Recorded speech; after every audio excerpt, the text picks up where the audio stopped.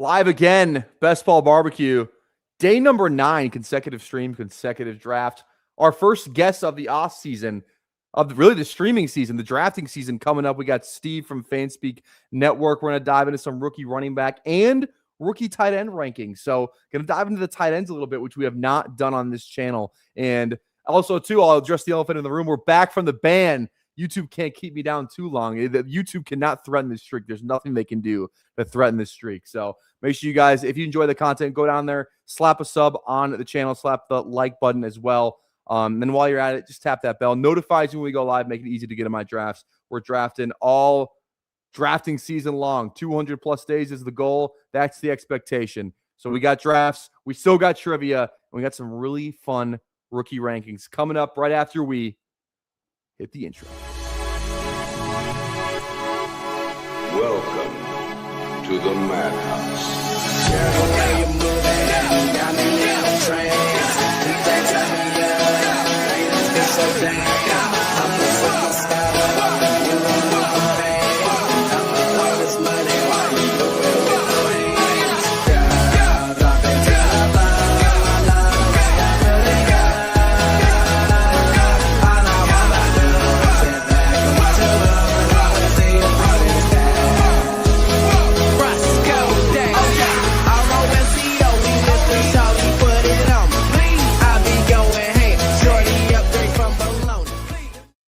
Man, the myth, the legend, the only guy who might be able to name more players went to college than myself. We got Steve from Fanspeak. What's going on, brother? I'm doing good, Looking forward to this. Yeah, we haven't talked. I don't think you and I have talked any. I don't really know any of your rookie takes yet, so I'm excited to dive into it. Like I said, I know why I end up doing something like this again over on Fanspeak. Again, if you guys are not subbed to Fanspeak, links in the description. Go over there. Go toss them a sub. They're putting out great content over there, newsletter. They got more of a well-run organization over there than we do over here. So go over there, toss them a sub, go subscribe to the newsletter. So how you doing though? How's your I don't even really know. How did your and I have no clue to answer this question. How did your best ball season profit-wise go? How did it go for you this year? Definitely wasn't as good this year. I only ended up with 2 finals teams on Underdog, and there were 2. One was German Shepherd PPR or not PPR, Superflex, and the other was a Pomeranian. So I finished 15th in the German Shepherd Superflex, but that's a smaller contest, so didn't end up totally profitable on Underdog. Did better on Drafters and DraftKings, but just my year, losing Scattaboo, losing Tucker Craft. Yeah. Like, look at where my advance rate was like through week 8 versus where it ended up. I still got about 19%, 20% advance, but I was just really running hot first half of the year, and then those injuries just all caught up.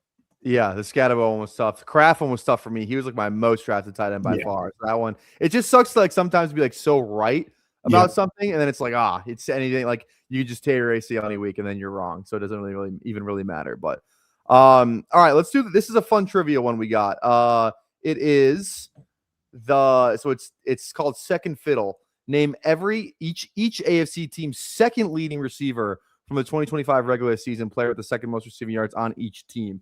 So I don't know. I did not do well on this yesterday. I don't know what really happened to me here. Let me do the. I usually have I don't have a 2 box for this. That's okay. Okay.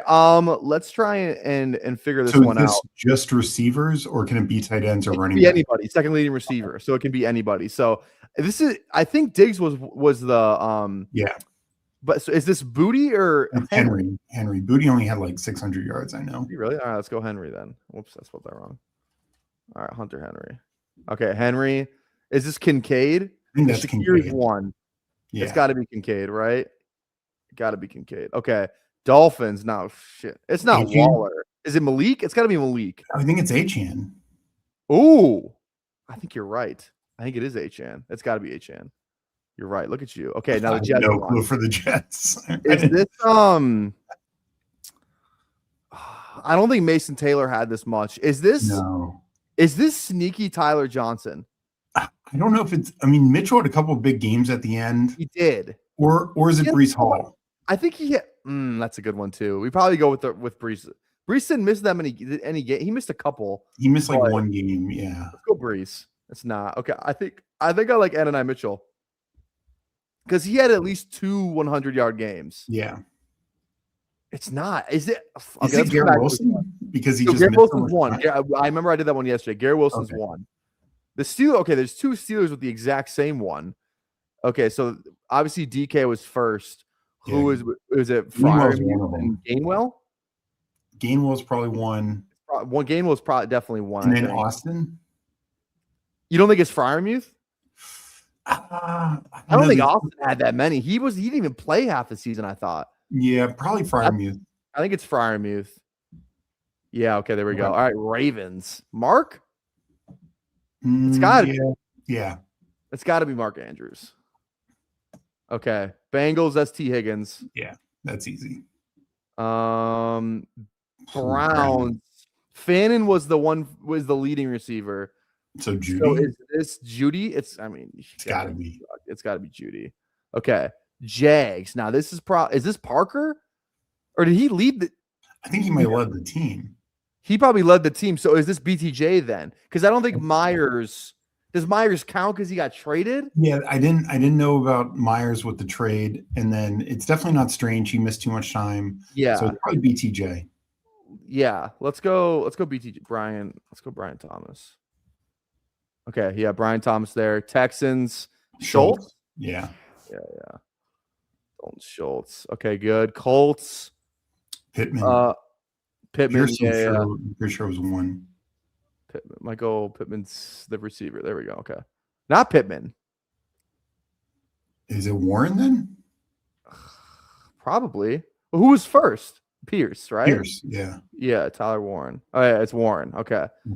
Tennessee, I guess DK yesterday and I was wrong for the 1. So he might be 2. Yeah, I think he was. Let's go DK. It's not DK. Who the God? Is it Io Manor then? Me. Who's 1 then? Did it come? Oh yeah, Chig was 1 yesterday. You're right. So it's definitely it's Io. You're right. Now that you said that, Io Manor. Okay, we got that. All right, we only have one wrong guess left. Ooh. Broncos. I mean, I'm pretty sure 1. It's got to be Franklin. Yeah, we're on the same page there. It's got to be Franklin. Troy Franklin. Okay, good. All right, Chargers. Who was 1? I don't even know who 1 is. I know they're so tough. They're all about the same. They all had like 700. Yeah. Okay, Raiders might be easier. Bowers is 1, or is Tucker 1? Because Bowers. Tucker. I think Tucker might be 2. Tucker had a 100-yard game against Washington. I remember that. Yeah, but he didn't do anything till the end of the year. The end of the year, he didn't do anything. Yeah, I worry about Bowers because he missed so much time. He only missed I guess he missed 4 games. I think he missed 4 games. So do you think he's 2? I think he's 2. I think Tucker's 2. You think Tucker's 2? Okay. Okay, what about Chiefs though? That's probably easy. Rice is 1. Kelsey 2? Or is Kelsey 1? Kelsey's probably 1. So Rice 2 then? Yeah. I like that. Let's go Rice. Oh, damn it. What did we miss? Was it Bowers was 2? Hollywood was 2. Mason Taylor was number 2. Oh my God. And then Keeler, I thought for sure it was gonna be Tyler Johnson for that one. Yeah, I thought I wanted to lean Keenan Allen as 2, but I wasn't 100% sure. That's crazy. Damn. Okay. Whatever. I don't even care anyway. All right, let's dive into this, and then we'll dive into some drafting. Yeah. Let me switch the board. I feel like this might look a little bit better. I'll get rid of this. I think this might look a little better. I can probably zoom in a tad as well here. There we go. Let's do that. Okay. So I think the way we're just going to do this, it's more just for the chat, we're just going to talk about some rookie running backs, kind of rank, I think each one, and then we'll talk about them as we go. We'll start with RBs. Can we just both agree Love is 1 for both of us? Yeah. All right. We're good on Love. Okay. Do you have anything like pressing about Love? I think the thing with him is how I think he's generational, but how generational is he? Do you think he's better than Genty? I think he's just a different runner than Genty. I think he is more similar body type to Hampton, just a better version of Hampton. So I think he's a clear first rounder, should be a top 20 guy, probably maybe even top 10. I don't think he's as good as Bijan. Yeah. Bijan's like the epitome, like Bijan Barkley are like the epitome of those kind of running backs. So Genti was a little different of a prospect. I think that he's very close to Genti in terms of like prospect ranking, but he's probably has a higher upside than Genti, I feel like. I agree. I'm in the camp that I think I just prefer him over Genti. It's not to say that Genti's bad. I think I just prefer Love because of that. Like that, I think they kind of weigh about the same, but Love just like he's taller, so Yeah. you just feel like he's a more like he can be a little bit more physical. If that makes any sense, you know what I mean? Where it's like he's kind of rocked up, but he's smaller, lower center of gravity. I feel like Love kind of uses his size a little better than Genti. I think too, like they feel like Genti might be a hair faster, but it's probably pretty close. Like Yeah. nobody catches Love when he's Yeah. in the open field. And I just think I like him as an inside runner a little bit more than I think Genti. I think Genti's the better receiver. Love Mhm. he's a good pass catching back, but I think on the ground specifically, I think Love is just a little bit more polished, a little bit better feel, and just kind of look at what he did. And obviously the stats aren't going to be there because he's playing with Jadarian Price, who I like, and I think we're going to get to here, I think, pretty soon. The stats aren't just going to be there, but the way he made power forward competition look is, I just think, when you watch it, it's pretty crazy. So I think Love is better. I think if I had to rank, Bijan, Love, Genti, it's probably like, in that order, Bijan, Love, Genti. Mhm. So Yeah, no, I think that's fair. To me, it's kind of a tie. I probably give a slight lean to Genti. I think I just felt a little bit better about a certainty with him, a higher floor. But mhm. no, I mean, I'm like I said, I think both are like top 15 backs. Yeah. Yeah, I agree. 100%. 100%. So are you taking, were you comfortable taking him then in underdog? So I don't like his price in underdog because my thought is, like I said, he to me is a better version of Hampton. And even if you consider Genti, it's hard to pay off a top 2 round price tag if you get a bad landing spot. So without knowing his landing spot, I have a tough time paying that price. Got it. Um, I'm the opposite. I love clicking him. I can't stop. I'll even pull him up like the 1-2 turn, kind of where Genti was going last year. I yeah, think the landing spot outcomes is a little bit better for him when you start to kind of look at it. And that maybe like probably is true. if he gets out of the top 5 or 6, and Mhm. there's like some real building block, like last year, it didn't feel like we had the building block, like a corner, like, the tackles, the edge rushers, it didn't feel like we had really that last year. We had some guys up top, but we got a lot of tackles that can go, I think, off the board early. Same with edge Yeah. rusher too, where some of those bad teams, it's usually better to build around. And then I think some teams will be like, oh, like they drafted Genti and didn't do anything for them last year. Like it's not going to matter if we don't have, a good team already in place for a running back. So hopefully, again, Raiders are kind of in their own lane of shit they do anyway. The Jets could totally just be like, fuck it, we're going to take him. That'd be Oh such a my Jets God, that move. would be the worst. That'd be the worst, absolute worst. But all right, I want to hear your RB2 because this is where the rankings really start. Who do you got at RB2? Mine's Emmett Johnson. Let's go. Okay, so we're in lockstep on this. This is awesome. I love him. I saw your video on him the other day. Yeah. I think his upside case is like James Cook. Most likely he's like a DeAndre Swift type. I think he runs with excellent vision, great contact balance. He's got the explosive ability to hit the home run. Very good out of the backfield receiving the ball. To me, it's just the whole package, everything you're looking for in a 3-down back. 100% agree. I couldn't agree more. I just think I like the James Cook cop. I think he's somewhere between James Cook and Bucky Irving because he's got that Bucky like make you miss ability. Like James Cook, not to say he can't make you miss, but he's got more. I feel like that straight line downhill speed a little bit more. Bucky, Yeah. like I when I watch Emmett Johnson in the hole, it feels like I'm watching Bucky, where it's like he's so elusive. He's gonna fight for every yard. I just feel like he's like that make you miss in a phone booth type of guy. It's like Emmett. Exactly. Bucky, like Yeah. Bijan's got that. Bijan's the best at it, but obviously I'm not going to compare him to Bijan. But like, it feels like Bucky, but with kind of like not. But he's way faster than Bucky though. Like Bucky isn't like as fast as Emmett Johnson. So that's what I'm saying. He's somewhere between James Cook and Bucky for me. Well, and these are different running backs, and like Bijan, Saquon, they are the epitome of this, and just different types of backs. But they're so good at those little subtle movements, like you said, make you miss in a phone booth. And it's not necessarily to make you miss, but it becomes, instead of a full arm tackle, it's a glancing blow. It's I get a hand on you instead of just drilling you with my shoulder. and that's how he stays up. And he's so good at turning, kind of similar to Scadaboo last year. And Scadaboo is very good at this also. Different backs, different body types, but so good of consistently turning a 3-yard run into a 5-yard run, a 5-yard run into a 10-yard run, a negative 2-yard run into a 4-yard run. Like, you just rarely see him go down on first contact. You rarely see him make a wrong call on the hole, what to go to. Like, I think he's got excellent vision. Some of the best vision in this class. I mean, he had 66 missed tackles forced last year, which is 9th among all FBS running backs last year. So like his like make you miss ability is up there. And like, that's why, I mean, he's my most drafted player on Underdog right now, because you can get him pretty late as like the RB. He's kind of like the RB3 right now, but he goes and like, you can get him like the 11th round. And I just feel like he's a lock for day 2 personally. Oh, I think so. I do worry the NFL isn't fully caught up on him. Yeah. But I think the combine will help him a lot.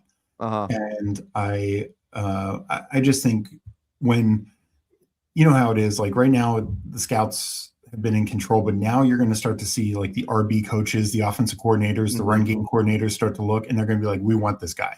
You know, get this guy on our team. Yeah, 100%. All right. I'll start it off with, since you went first last time, I'll go my RB3. I got Price there.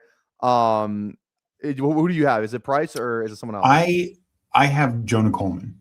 Jonah Coleman. Okay. This is our first, I think, pretty big disagreement, because I don't have Jonah Coleman really anywhere near my top 3. I'll start with Price. I went into it actually not expecting to like Price as much as I did. When I watched him, I just like the downside with him is that obviously the statistical like stuff isn't there, just because, I mean, he played next to Jeremiah Love, but I think the fact that he was like really almost, it wasn't quite 50-50, but he was, he got a lot of attempts for a guy that played with Jeremiah Love, so I really like that. Like, obviously the coaching staff trusts him 2 years in a row too. It's not like he just came out of nowhere this year. I think he's a true junior too, I believe. I think so, yeah. So he's kind of, coming out early. He's still young, not a lot of miles on him. I was comparing it to kind of like the Nick Chubb, Sony Michel thing from Georgia. It kind of feels like one of those situations, except I think if everything goes right for Jadarian Price, I think he's Nick Chubb. If the other, downside about Jadarian Price, he does not catch passes, like none whatsoever. I think he had like 11 career college receptions. Like, it's just something that he doesn't do. Maybe he can develop that more at the next level, but right now you're going into it being like, this is an early down in between the tackles back. But I think just from a pure running back perspective, he is one of the best straight up runners in this class. This guy has another guy who has unbelievable speed for his size. He's a bigger back. And he can absolutely fly. Like, that's why I'm saying, like, if everything goes right for him, like the top end comp for him, I think is Nick Chubb, a guy who can take it to the crib, bigger, kind of a little bit more stout, just feels like a freak athlete. But, not going to, really be that much of a difference in the receiving game. I really, really, really like Jadarian Price. I think the NFL is going to like him too. He's definitely a film guy, definitely not an analytics guy or like a stats guy. It's really like a film kind of analysis with Price, but that's kind of my take on him. I think Price will test well. Also, 100%. He's definitely got that breakaway speed. And I agree with a lot of what you said about Price. I think right now he is just a runner, and he will need to develop in the passing game. From what I recall, he did okay pass blocking. Like, he's not a 0 there. That's at least a positive. But I do think that limits him slightly. I agree. I think he's a early to mid day 2 guy. And, I do think NFL teams will like him, but I think there's just a little bit more ramp up since he doesn't have that passing upside. Yeah, 100%. All right, I want to hear your thoughts on Coleman, because this is the guy that I really wanted. I thought I loved Jonah Coleman before I watched him, and then I kind of left like wanting more, at least, especially like the 2025 stuff. And then when you kind of dive into the game log, but let me hear your take on him. And that is a real thing. Like, his 2025 game tape was not as good, but it was still good. I don't think we should totally dismiss that, but he's a guy who's been pretty successful and involved for 3 years, first at Arizona, and then these last 2 years at Washington. I think he does everything. He catches the ball well. It kind of reminds me of a slightly smaller David Montgomery. Very good in between tackles runner. I love his vision. I think he does a good job getting the most out of a lot of his runs. I guess I look at him like I consider him a late second, early third type of guy. And because I compare him to guys like a couple years ago, Blake Corum and Trey Benson, who are going in the third round, and I think he's a better prospect than those guys. Okay. Corum was a nice runner, but and as we saw last year, kind of took off in year two a little bit, but not as complete. I think Coleman is a pretty decent pass catcher. And so I think he's a little ahead, and that probably was the difference maker between Coleman and Price. And this is also from a year one fantasy output, because I think Price is the much higher ceiling, but Coleman is the better floor right now. Yeah, I agree with all of that. Honestly, I don't disagree with that at all. I kind of feel like I said my thing on Coleman. Just I feel like I left wanting a little bit more when you dive into the game log too. Like he had some good games, but they all came against like pretty bad competition. You look at some like those other Big Ten games, like it was like, I don't love this, but I don't know. Do you think he's fat? Because I watched it and I was like, I feel like he's got some pounds. Like I feel like he could lose like 5 to 10 pounds, which you usually want running backs to be a little bit bigger. I thought he'd be a little bit more explosive. Like, I don't know. I'm not saying he's quite Eddie Lacy, but like I feel like he could he could stand to gain some from losing that showing a little percentage off the body fat. Yeah, I do think this year he dealt with that injury, and that was kind of late, but basically his last 6 weeks, 5-6 weeks, he just wasn't the same back. So I do wonder how he tests. I think that's a big important thing for him. And ideally he probably could slim down a little bit, because I think he's going to be a tough runner, even if he loses 5 to 8 pounds, Yeah, 100%. 5 touchdowns versus UC Davis. Also, UC Davis can't go without shouting out Lan Larison from UC Davis. So shout out Lan Larison. I already said I'll take him once this year on a big board team. He will be drafted at least one time. I'm not out on him. Damn, we had your fat jam while my second chicken patty. Oh, down bad for sure. All right. Let's go with your fourth one now. My fourth one's Price. Okay, fourth one is Price. Got it. Okay. Yeah. Okay. Well, then we get to talk about another guy here.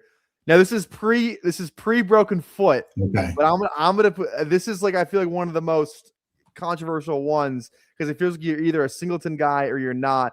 My Singleton take right now is like I don't think he's a great pure running back. I don't think he has the vision. I don't think he makes guys miss. But the weight, the size, the speed, especially the speed and the receiving work, he's kind of like the exact opposite of like Jadarian, like Emmett John, like Jadarian Price, something like that, where it's like he's not as good of like a pure runner, but this guy's like a weapon. You got to use him. He's kind of like I was comparing him. He's somewhere in between, like Travion Henderson. I don't want to call him Travion, but I think some team's gonna fall in love with this. He's taller and he's bigger and he's fast. I think he might be faster than Travion. It's probably gonna be pretty close. Maybe we won't know now because he broke his foot. Yeah, also, we just haven't heard anything else about that. I'd love to get some more information on this broken foot from an actual source, not Penn State newspaper. But I when you watch him. He like his breakaway speed is unbelievable. This guy does not get caught from behind. His receiving stuff's really good. They line this guy up all over the place. I saw him. I think it was against Minnesota. They were on a corner. He runs a corner route in the red zone and catches a one-handed touchdown. Like he's a weapon. He's not like this isn't a guy you're going to give probably 20 carries to. Mm-hmm. It's like he doesn't have like that workhorse upside, but he can be like that Travion role. I think more not Gibbs so much. Because Gibbs is kind of like a 3-down workhorse now guy anyways, but it's more like that Travion role that somewhere in there where it's like, now is he Travion or is he Trey Benson? Like Trey Benson's like the worst outcome, like big fast guy that we like because of the measurables, but doesn't seem like he's a great running back. So what's your take on Singleton? Tell us where you have him ranked. I'll just put him there right now. Is he in your top 8? Yes, he's definitely in my top 8. I moved him down to 6 just because of the foot thing, not knowing. What if no foot? Where would you have him? Because that's where my rankings is right now. Just no foot. I think I still would have him 5, but I would feel a lot. He was somebody who I was wheels up on because I want to be way ahead of him in terms of ownership. And now I'm just going to scoop him. When he starts to fall to like 200, I'll take him. But I think you're 100% right. His vision, I mean, he is not good. It is not great. Yeah, it's not great. But what he reminds me of? This is not body type, but I think Nick Singleton is what we all thought Shoup was last year. Extremely fast, explosive, but he actually can pass block and receive. And Tootin never really had that. Tootin, extremely explosive running back, but I never thought he had great vision. And and not really well used in the passing game. Singleton at least has that. I think and he's got a short yardage role. Like he can be a hammer. He's 6'2", 225 and just rock muscle. Like, so I'm a big fan. I think the upside is there. I obviously want to see him go to like a good, well-run organization, good coaching. But yeah, his vision, he needs to work on that because that's what keeps him from being, like you said, like just, I mean, if I'm not mistaken, I know he got the Penn State touchdown record from Saquon. Yeah. And I think he some of like Penn State's weight room records, I think he took from Saquon also. He did. He's a freak athlete. Yeah. He's a freak. He was on Bruce Feldman's freak list. I mean, this dude is just insane. Yes. So I'm very excited about him. I think, I will take the dip because to me, the upside is still worth it. And I think I like guys who can get touchdowns and catch the ball, and he can do both. He's never going to be a 20 carry guy, or at least this year as a rookie. And I'm fine with that. I'm fine taking the dip. Yeah, I like this. If he's a good hitter, then why doesn't he hit good? I was thinking about that today. I saw someone talk about that today about a particular prospect that we're going to get into in the tight ends rankings. I definitely want to come back to if he's a good hitter, then why doesn't he hit good? Moneyball speak. But yeah, just to wrap it up with Singleton, 47.3 elusiveness rating. That's like bottom 25th percentile. Yards after contact per attempt, 2.69. Again, bottom like 15 percentile. Like not great stuff from him there. But again, it's the 24 season he had 41 catches. Like and then an explosive in the receiving game. He's a little bit hurt this year too. So that's true. Kind of the thing with Singleton. So all right, you went first on 4. I will go first on 5. And for me, this is where I should just put him here. I have Coleman here, so I guess maybe we kind of already talked about that. So I guess who's your 5th one right now that I think I know, but Katron Allen. Yep. Yeah, okay. That's where I have him. I have Allen at 6. So all right, yeah, here you kick it off on Katron then. Yeah. I mean, he was, Singleton's running mate. I mean, talk about embarrassment of riches, and even different than the Love Price combo, where Love is the clear 1A and Price is the clear B running back. These guys really were in many ways interchangeable, and a lot of times Penn State would deploy both at the same time. Truly an embarrassment of riches. Allen definitely didn't need to catch the ball as much because Singleton is just so good at it, and he was the guy they dial up. Mm-hmm. But he is the guy who can carry the ball 20 times a game, and his vision is really strong. Very tough inside runner. Doesn't have the home run explosiveness, but he's a guy who will just wear down defenses, and I think can just be that workhorse running back for you. 100%. Yeah. So that's kind of the thing with him is we're like, he's a very good inside runner, right? Yeah. That's kind of his blue chip trait is he's very good inside runner, top 75th percentile in elusiveness rating, really high yards after contact per attempt rating. So he's like the exact opposite of Singleton. So they're like a great compliment because the thing about him is he does not have great breakaway speed. I worry if A, is he going to run at the combine? B, what is he going to run? When you watch him, he gets caught from behind a lot of times. Yeah. I just worry what the draft capital is going to be because when I watch him, I feel like he's kind of just a guy. Like he's got this good college, he had 1,300 yards this year. Like was the lone bright spot for Penn State in a season from hell. I just feel like we've seen these guys who were really good in college, but the NFL doesn't like them as much. Where it's like if your calling card is inside running, like he's going to be trusted. I could totally see him being like the bat, like providing some value his rookie year, just because I think teams are going to trust him. I think he's going to be a good He's going to get on the field. I just don't know what his upside is, unless obviously somebody gets hurt. Running. That's the thing about running back is someone always gets hurt, and then the guy gets 20 carries. But just from a projection standpoint, I don't know if I project him to be a great NFL running back. I was kind of thinking kind of not the same body type, but similar, kind of like an Algier, where he's a good inside runner. Teams, the Falcons trust him. But I just don't know if and Algier had a 1,000-yard season, right?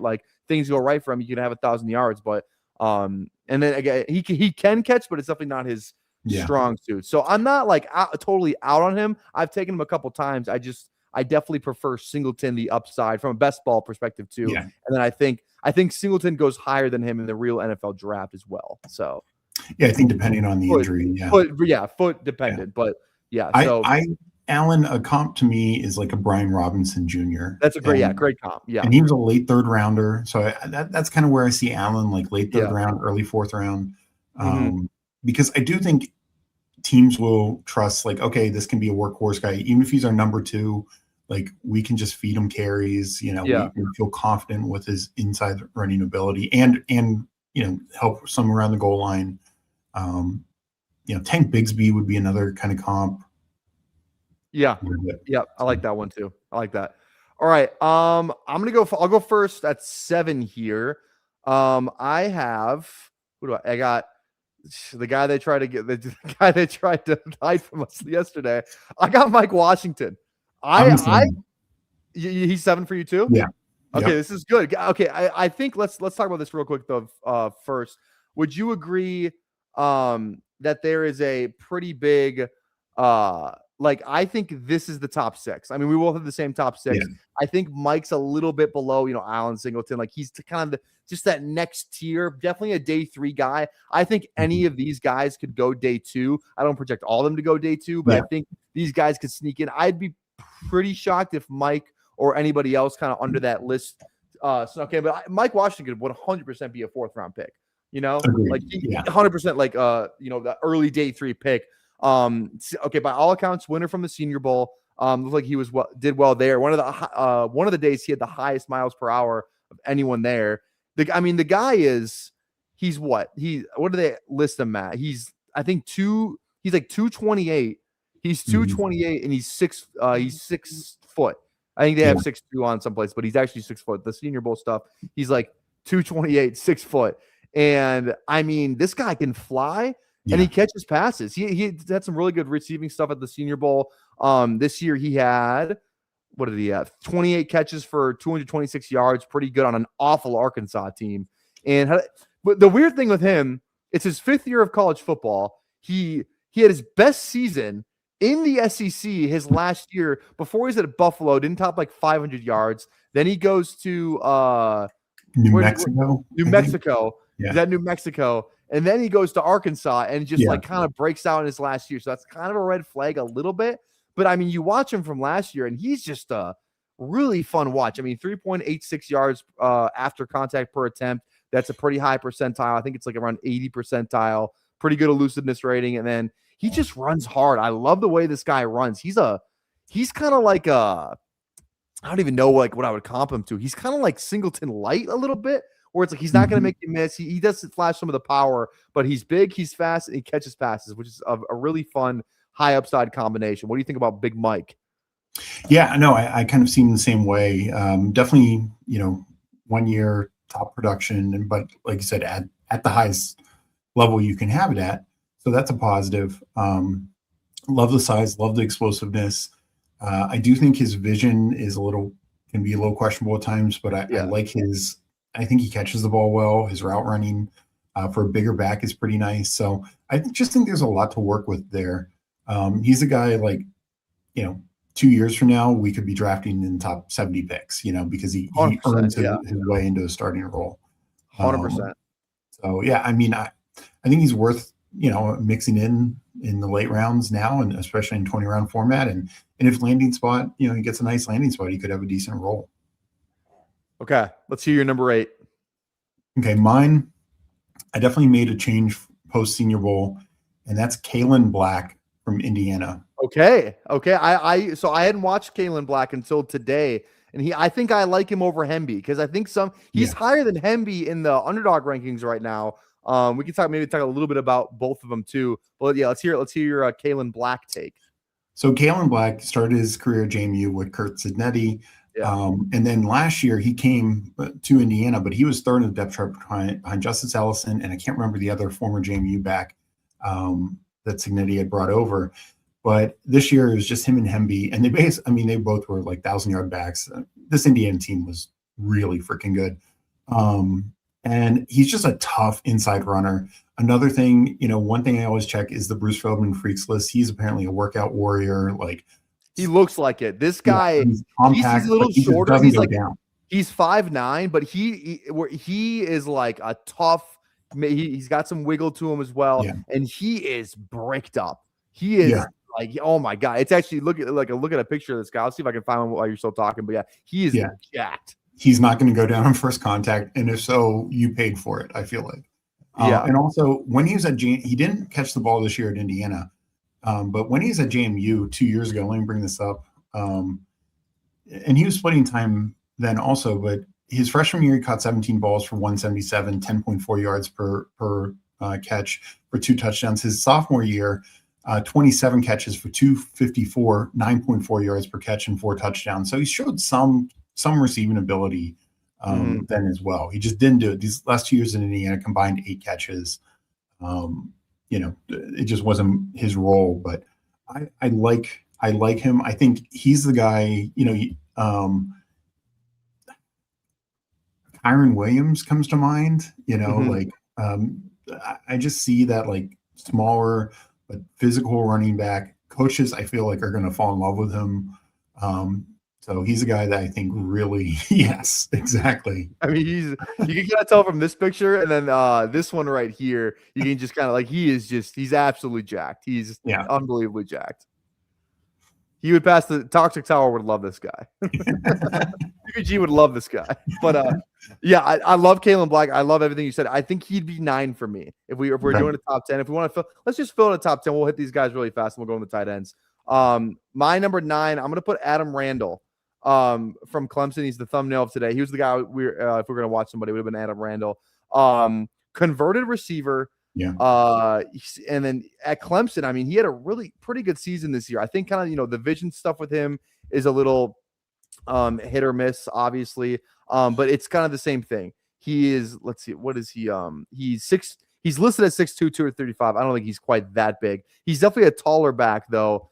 And he's another guy who could fly. And obviously he has that receiving ability as well. He had 36 catches this year, 250 yards, 1,000 total yards. And then I thought he showed some good power, some good elusiveness. I thought, I think the upside for him, I think he's still getting better at the position as well. So I think there's still like some meat on the bone there, high profile team like Clemson.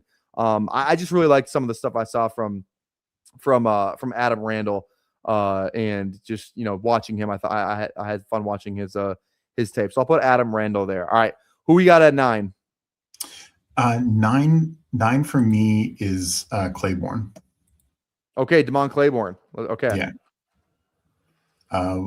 Wake Forest, extremely fast. I mean, he was like all-state track guy. Like this guy, he's going to fly at the combine. Yeah, he might be sub 4.4. Yeah, he's gonna run very, very fast. He's very good. Yeah. All right, I got Black at 9.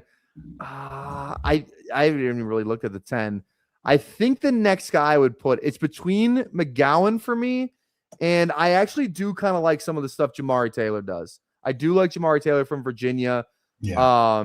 Hemby kind of might be right there with Kalen Black.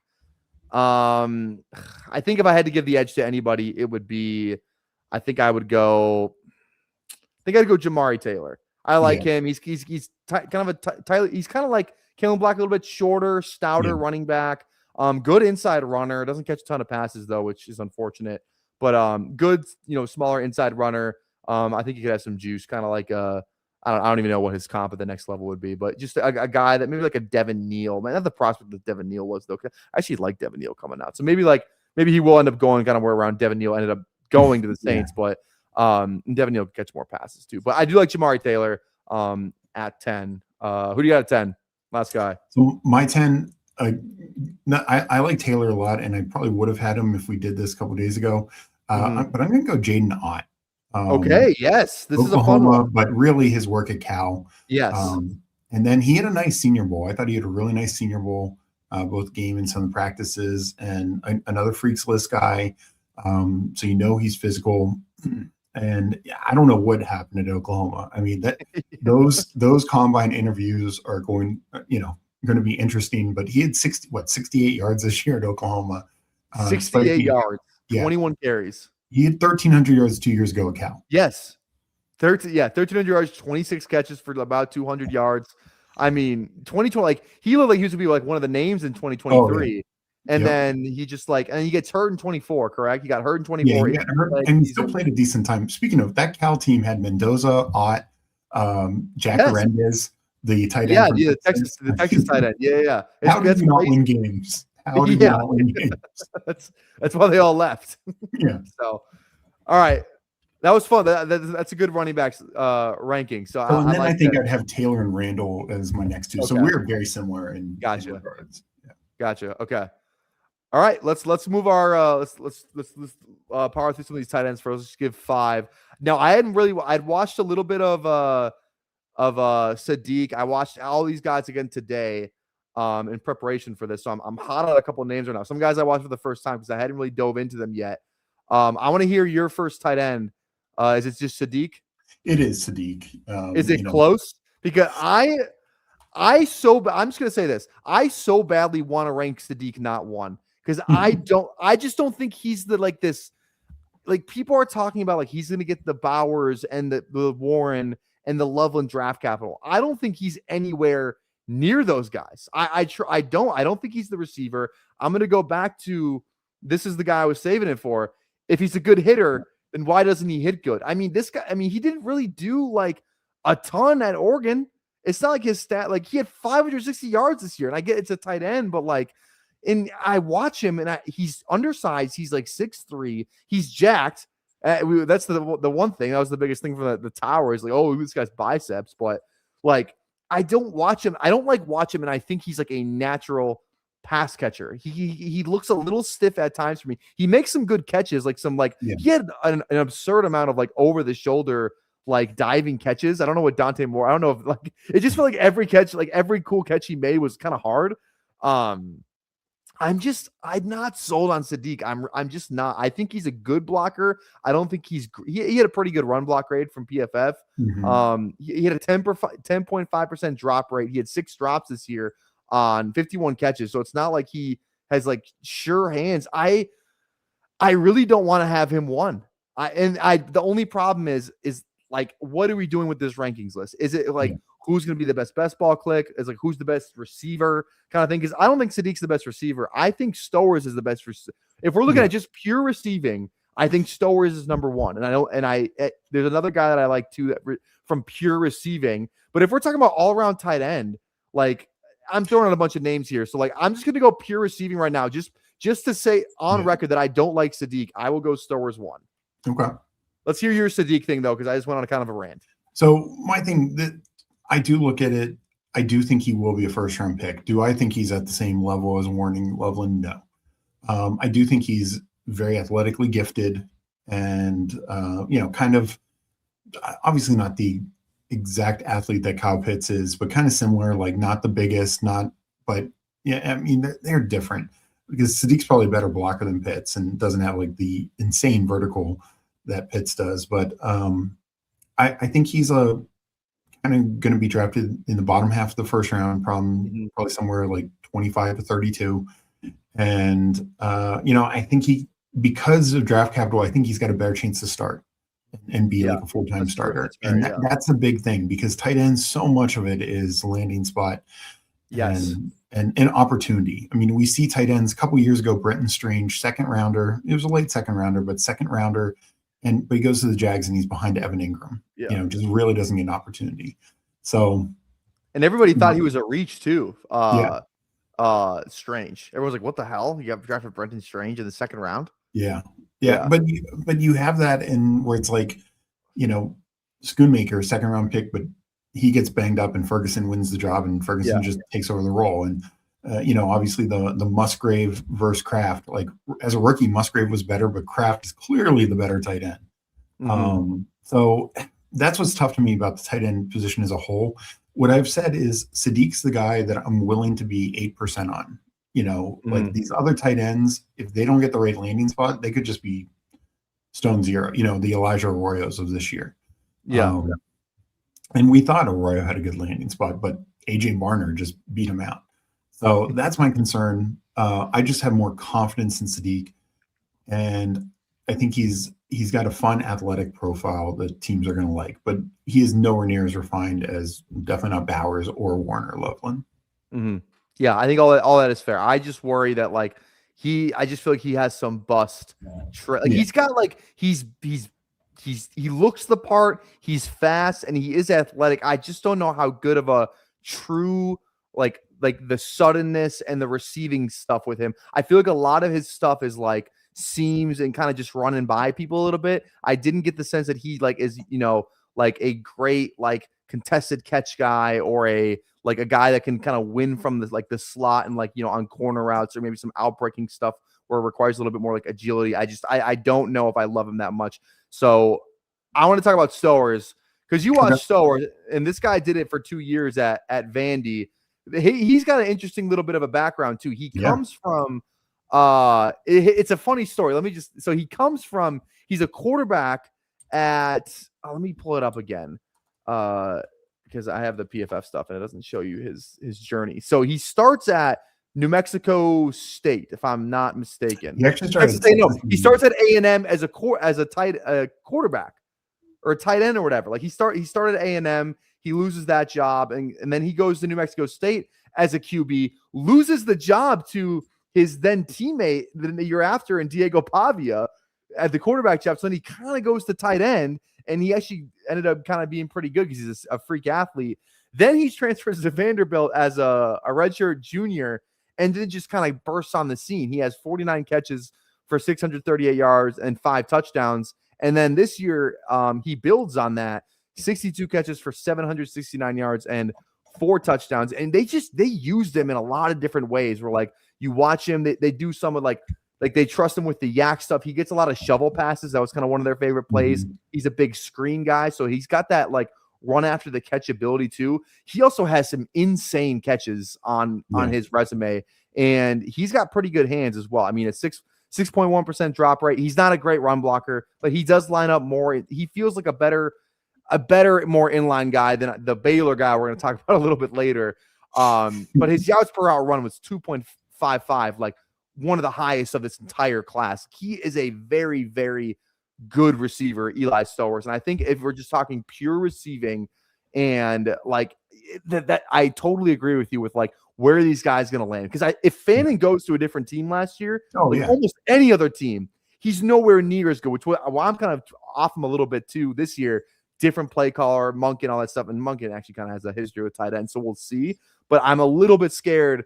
It's so team dependent, these tight ends, because how is a team going to use them? Are they going to feature them? Or are they looking for someone specific? You'd like to think they have a plan for them that they're going to draft them, but you never know. So I want it known that I'm a huge Eli Stowers fan. What are your thoughts on the Vandy guy? No, I'm a big fan of Stowers. He's my number 2. I think to highlight everything you said, the quarterback to tight end journey, going with Pavia, from New Mexico, the coach also, to Vandy, but they dominate. They dominate the SEC the last 2 years. And he also, you can definitely tell he was a quarterback. I feel he does a good job when Pavia was scrambling around. He'd work back to the quarterback extremely well. I think he's going to be a guy that, quarterbacks are going to love. Reminds me a little of Sam Laporta with the way he catches the ball, gets yards after the catch. Just, I don't know. I'm a big fan of Stowers, and I hope he gets a really good landing spot because I think he could be a fun best ball pick. Yeah, if any of these rookies go to the Falcons and Pitts is gone, I will have an absurd amount of them. Stefanski, in his introductory press conference, he went on a 3-minute rant about how much he loves tight ends and how much that position like means to him. You look at that, like Njoku and Fan, the two Oh, yeah. guys that he's had like pretty good seasons from those two. So And his disciple, Drew Petzing, was the Cardinals coach, Trey McBride. I mean, you yeah, see, exactly. you know, So all right, let's get your third guy. Who do you got here? I think it's obvious, but we'll see. actually, I'm probably not. I'm Max Clare 3. That's who I am. So I Okay. thought that was obvious. Good. Okay, we're good. We're good there. We're on the same page. Yes. All right. What do you got to say about Claire? So Claire, came from Purdue to Ohio State. People knocked his production going down a little bit, but he also had Jeremiah Smith and Cornell Tate. Yeah. And also Ohio State, I think they kept him into chip more. Like at Purdue, he just seemed to be out on routes more, detached from the line. I think he's the more complete tight end. He can block, he can catch the ball. He's going to be a great intermediate red zone guy. So I really like him. I think he's a late second, early third round type tight end. Mm-hmm. Reminds me a little bit of Mason Taylor, that kind of projection. And I think he's a pretty good starting tight end at the next level. I think he's the most like landing spot proof because he can kind of do both things. He one of the best run block grades in this class, so he's a good blocker. He's going to get on the field for his blocking. He's got he's good after the catch. He's not as stiff or anything. Like he's a pretty athletic tight end. He had a 66.7% contested catch rate this year. Only 2 drops on the year on 43 catches, so pretty good there as well. I really like Max Clare. Like I said, I think the Purdue stuff's a little bit, he had a better season at Purdue, but like you said, he's not going up against Jeremiah Smith and Cornell Tate. So I think I thought he was I think this feels like the consensus top 3. At least for me, it does. I really like Claire. So I'm glad we're in agreement on there. Now, my fourth guy, I think he is such a fun watch. I'm going to put Michael Trigg. I don't know if that's who you have or not. That's what I have. Yeah. Okay, that's who you have too. He might be. It's him and Stowers. I think are by far the 2 best receiving guys. I mean, I was watching. I hadn't watched it. I'm not gonna lie. I had not watched him until today. I heard the name. Didn't really know much of his game. This guy, he is like a weapon. They put him in again. He's not a good run blocker. If you're drafting this guy to run block, he's not going to do it for you. I think he's like the best route runner of the tight ends in this class. That you put this guy in the slot, and some of the catches this guy made, I couldn't believe some of the like head topping multiple guys, one-handed catches. It's like I watched him and it just screamed strong hands. Like he had some crazy catches. He had 7 drops this year though, which isn't great. He's kind of like the Jacoby Lane of the tight ends, where he's got some highlight reel catches, but his drop rate fucking sucks. Jacoby Lane as tight ends is perfect. Yeah. It's literally who he is. So he's a really, really fun watch. I wonder if a team is just going to fall in love with this guy. If you want to have fun watching tight ends, the first guy you should go watch is Michael Trigg, because he's a super fun watch. He had a 2.18 yards per route run, one of the best in this class. So he's a very, very good receiver. I wonder if a team, how that translates to the next level. Yeah, my knock with him is basically what you said, is like you see the absolute highlights, but you also see the lowlights. Like he's going to have more drops, just totally whiffs at blocks. Also sometimes like you can kind of tell when the ball's not scheduled to go to him. He doesn't seem to run the crispest of routes sometimes, like when the ball's going to someone else. So that's a worry. And I just worry that could ding him and basically like keep him off the field a little as a rookie. Like I don't know if teams are going to trust him as much. That's my only concern with him. 100%. Yeah. From a receiving standpoint, I think Stowers is probably a little ahead of him just because the consistency still. But I just worry. It's more like, could this keep him off the field as a rookie? Okay. Like it. I like it. All right. Who's your 5th guy? Who's the last guy you want to put on here? Mine's Jack Arenda and injuries from Texas and previously Cal. Weird year. I mean, Texas had a weird year with the Arch Manning and all that kind of stuff. But, I thought he came on. I think he's a pretty good blocker. I think I was surprised he declared because I believe he might be a true junior.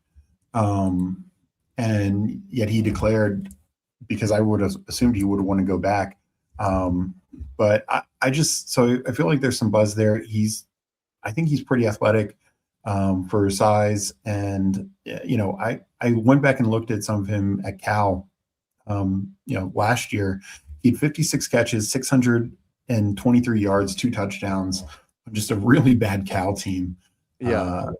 So I think he's probably more pushing the 4th round, but if I have to go a 5th tight end, it's him. Okay. I like it. Yeah. I mean, he had a pretty good run block rate from PFF, 0 drops last year on 33 catches. So not the most catches, but 0 drops is good. Yeah. Something you'd like to see. Kind of had his best games against Ohio State and like A&M. Yeah. So some good competition. He had his best games. And so and these Texas tight ends, they always find a home somewhere. Like the Texas tight ends have been killing it, at least in terms of getting drafted. I think it was like they're on a run of JT Sanders, and then last year with Gunnar Helm. Am I missing somebody? I think I'm missing one guy. I think there was a gap year, but a couple years ago, who was there? There was somebody a couple years ago. Yeah, I can't remember. I feel like I'm missing a guy, but I can't place it right now. But it's Texas tight ends never a bad option. I'm gonna pivot a little bit. I watched more after McShay hyped this guy up. He said he's gonna win a Super Bowl. I got Sam Roush from Stanford. I think he's a pretty good blocker. I think that's good. He's kind of just like I think a little bit, the Max Clare type of prototype where he's just, this guy, he's 6'5", 260. So he's a big tight end. He's going to get on I think he's going to be a really good blocker at the next level.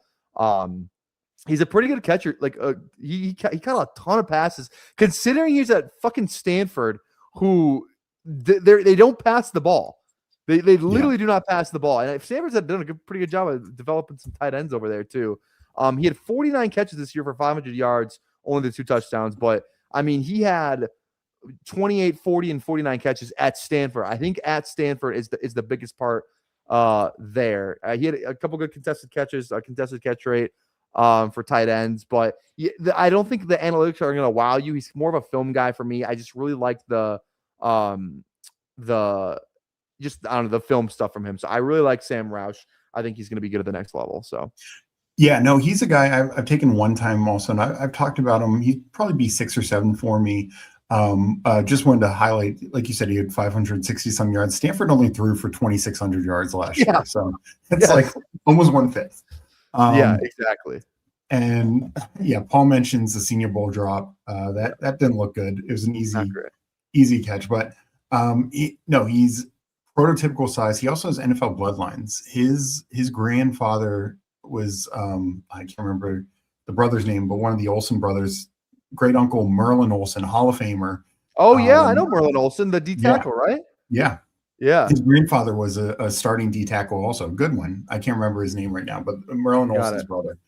Nice. Oh, that's some good NFL knowledge. I like that. His dad and uncle both played college football, like just tons of and I think one got a cup of coffee in the NFL, at least try out. So, or maybe went to the CFL, but just this guy, 4-year guy at Stanford, I'm sure had opportunities to move on, but stuck it out there. And he's not going to be the flashiest, but I'm with you. I think he's like a 4th round guy that teams are going to love, like coaches are going to love and want to bring him in. And he will get on the field more as a rookie than we expect, just because he can block. He can definitely block. 100%. All right.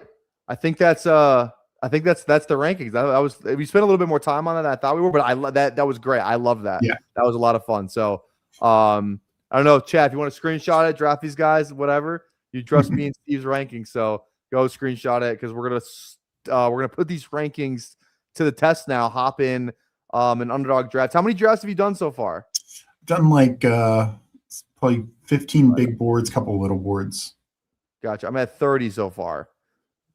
Is it me, or is this thing filling faster than it did last year? Maybe I just am not remembering. But I mean, it's already it's about 14% filled in about a week. Yeah, that's pretty surprising. Yeah. And also the Super Bowl yet. Yeah, BBG pointed this out too. It says it closes in September. Yeah. So I don't know. Because last year it didn't actually fill. It was about 1,000 in short. Yeah.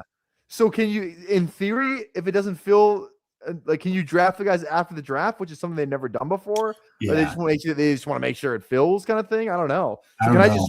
I can draft this during the draft? That would be. I mean, I might save like That would 10. be fun.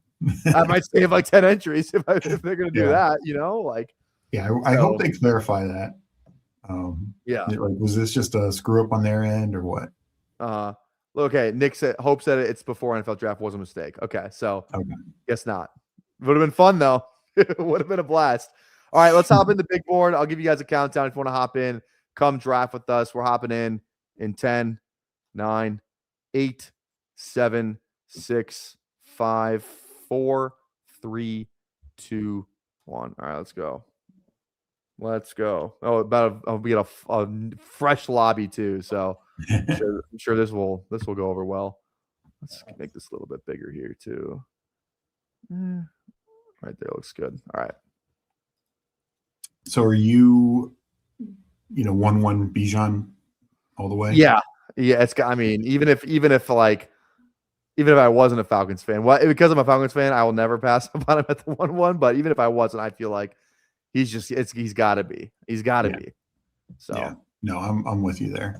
Yeah. At 3 here though, the top 5 is kind of the top 4 is interesting. I mean, you can make a case for JSN, but I feel like it's kind of the top 4 in its own little tier with JSN. Like, I don't know. JSN's kind of like in a tier of his own because I like him more than JT and CD considerably. Yeah.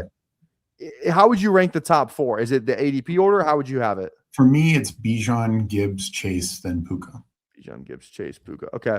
Honestly, I think that's how I have it too. It's close, but the Chase Puka thing, I don't really never know what to do with. Yeah. Maybe it's the Stafford potentially retiring. It's not even so much that, like, I kind of think Stafford will be back, but he threw 46. He threw 46 touchdowns this year. That's probably, he's not going to repeat that. Like Burrow has a much better chance to throw 40 touchdowns this year. Mm-hmm. I agree. Could you imagine being on the clock in a slow during the NFL draft? That'd be crazy. That would be crazy. All right. Gibbs at 3? Yeah. I think Gibbs is just going to have a huge year. I wouldn't be surprised if they move on from Dave Montgomery, trade him or something. Mm-hmm. God, this is literally a friends and family draft. Yeah. We got Thad, QC, Cheese, Mr. Chase That Cheese. I think Big Nuts is somebody from the chat too. J Loading, Legix, Aaron, Travioli, Legion's Paul. So yeah, so we got a ton of people here. I also kind of like going structurally, which is kind of a little bit different than maybe the last couple of years, but at least in the big board, like the running back thing kind of gets stale pretty fast. Oh, yeah. Like if you fall behind, it's like, I'm looking at my RB4 and it's like, do I want like Katron Allen or like fucking like who else like goes down there? Like you get in that tier like Corey Krusky Merritt. It's guys who we don't know they're going to be starters next year. Exactly. Like you get like that James Conner, Kamara, like that, like David Montgomery, like these. They kind of some big names, but like God, they didn't do shit last year. Guys don't know what to do with these guys. I totally agree. Yeah, no, I'm 100% with you in there. Like after you get past like the Ramondre and Javonte, and maybe you include Jalen Warren in this, it starts to feel ugly. Yeah, I don't love it. I definitely don't love it. Any big like takes, like maybe first round or 2, other than the Love thing? I think you said you're out on Love. Kind of in the top 2 rounds. I just would love. I want to see Love more as a third rounder. I feel like that's because I guess I look at it. I mentioned before, like the Hampton thing. Hampton, even after the Najee injury, eye injury stuff, we were only taking Hampton 35 to 40, right? Yeah. He had one of the best landing spots at the time. Granted, the Chargers offensive line all got hurt, but that offense was amazing. And had Hampton not gotten hurt, he would have had like a ridiculous year. Look at what Baudal was doing. Hampton's a way better runner. So it's like that was one of the better landing spots, better situations, and we just weren't paying that price. So the Love thing is a little tough for me. But the other thing is, I'm just lower on McBride. I do worry about Petzing leaving, who was definitely a big tight end guy. Not knowing the quarterback situation. Now they potentially have 2 viable receivers when Harrison is healthy, so it's like I just think paying that price, I'm just not a fan. Where you at on Jefferson? I like him better now that the GM is fired. I truly think the GM, forced the hand last year. I mean, that's what all the reports are. And I was worried he'd do the same. Where now I think Kevin O'Connell, he's either going to bring in a vet and either McCarthy wins that job, like legitimately, or the vet's better. Yeah. I'm clicking JJ. I have to off talent alone. All right, this is an interesting spot. Pickens, Nico, Brock. Anyone else you like in this tier? Maybe Chase Brown. Yeah, I don't mind Chase Brown, but I'm big on Pickens. I think he's back in Dallas, and we know what this passing tech is. Healthy Dak is just 30 plus touchdowns, like 4,000 yards. Pickens and Lamb can both eat. So, yeah, no, I'm in on Pickens for sure. Senior report not positive is true about JJ McCarthy broke down when he heard the news and left. He was man, God, freaking JJ, man, freaking JJ. I can't get over that guy. Yeah, I can't get over that guy. Okay, Bowers, if he's here, is fun. I don't know if he's gonna fall back to us. If he falls to 27, that's interesting. That'd be really fun. We'll see. But I don't know if either of these people are chat rats as well. If he's not there though. Running back, Jacobs, Bucky, K-Dub, Josh Allen. I kind of like just clicking T. Higgins. Me too. I like K-Dub also a lot because I think he's back with the Charbonnet injury. I think they're going to bring him back. Now there isn't going to be a new offense coordinator, so we'll have to see. But I'd lean either a running back or Higgins here. Pickens Higgins feels fun. Let's go Higgins. I like that too because it's like I know I'm trying to we're fine structurally though. We know which rookie running backs we want. Let's go Higgins. So does the entire fucking chat though. Who probably steal all of us. So okay. Yeah, I'm gonna just go on a limb and say we're not gonna get Emmett Johnson at his ADP. Yeah, we're probably not getting Emmett Johnson at ADP. Yeah, definitely not.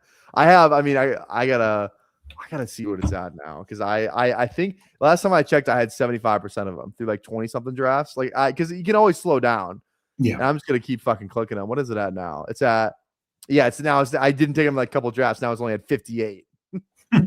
So yeah, I don't know. All right, let's talk. I want to hear your because we're kind of it'll be our pick when we kind of get to that tier. Your rookie receivers. I know we didn't do the rookie receiver ranks, but like you agree that the consensus top 3 is Tate, Lemon, and Tyson. Yeah. How would you rank the 3? I go Tyson, Tate, Lemon, but Tyson, it's all about medicals. Like he's got to clear his medicals. I think he's got the highest upside. I think Tate is obviously extremely impressive. I mean, he just had a tremendous year, even opposite Jeremiah Smith. I think Lemon's just a fun guy. Like that dude, I love watching him. But he's also, I think he might be the most landing spot dependent because I want him to be utilized like somewhere USC receiver, Amon-Ra St. Brown. You find me a coach who will do that, and I'll be all in on Lemon. Yeah. Sometimes those receivers just get the wrong coaching fit, and that's what worries me. I have it kind of flipped. I got Lemon 1, Tate 2, Tyson 3. I'm a little bit down. I don't know if I've clicked because I can't justify clicking Tyson over Lemon right now. Just me personally. The injury stuff I think might ding him a little bit. He's 3 seasons, 3 almost like season-ending injuries for him, which isn't great. The drop rate stuff was bad until this year, where he only had like a 1.7% drop rate. So maybe he fixed it. It was an anomaly. I'm not sure. You like to think that he did fix it, and I think I've heard people talk about the fact that he's like he's supposed to be. Oh, he's so good after the catch. Like he's this athlete, makes guys miss, all that stuff. And if you look at some of like the metrics, like he's honestly. Where is it here? I have it. Where is it let me see. Contested catch rate, he was fine. But yeah, okay, here it is. Yards after catch per reception, he was 4.3, which was 352nd among all his FBS receivers. So like I feel like that matches when I watch him too. Like I didn't watch it. I'm like, oh, he's making a ton of guys miss. I think Lemon makes more guys miss. Tate obviously doesn't, but he's a different kind of like receiver. I don't know. I'm skeptical on Tyson. No, the talent's undeniable. His Tyson had the worst quarterback play of those 3. Yeah, probably. probably. But Levitt's Yeah. a guy who like the people are looking at though. Like he's like the biggest transfer, which I is know. weird. I It's don't. always I don't because get it's it. like it's kind of like the Ewers thing where it's like, oh, Ewers suck, but he got drafted. It's like how do you compare that to a guy who didn't? He's not even gonna get drafted. It's I don't know. I don't know how to approach something like that. But okay. Who are you thinking here? Is there a name you like? I like Terry too. It sucks he goes. Yeah. The running backs, I have no idea what to do with. I'm out on May. Who do you like? QJ. QJ? Oh, Quinshon. Quinshon Judkins. Sorry. Okay, I was like QJ this early.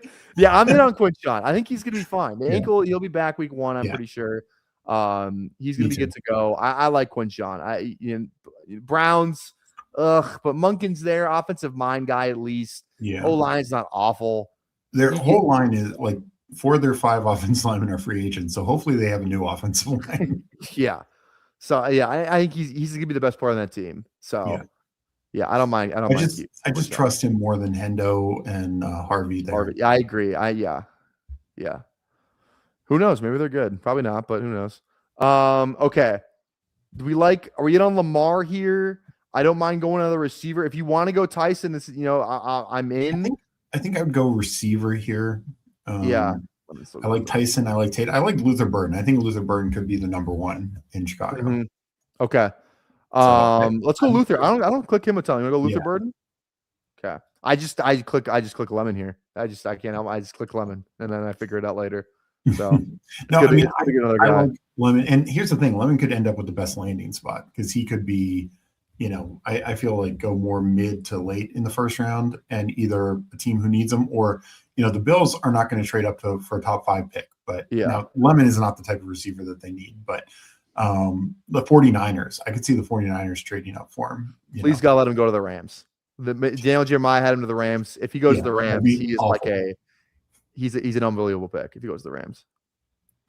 Yeah, but they have Puka and Adams. I mean, yeah, but maybe I'm just looking at it more like a.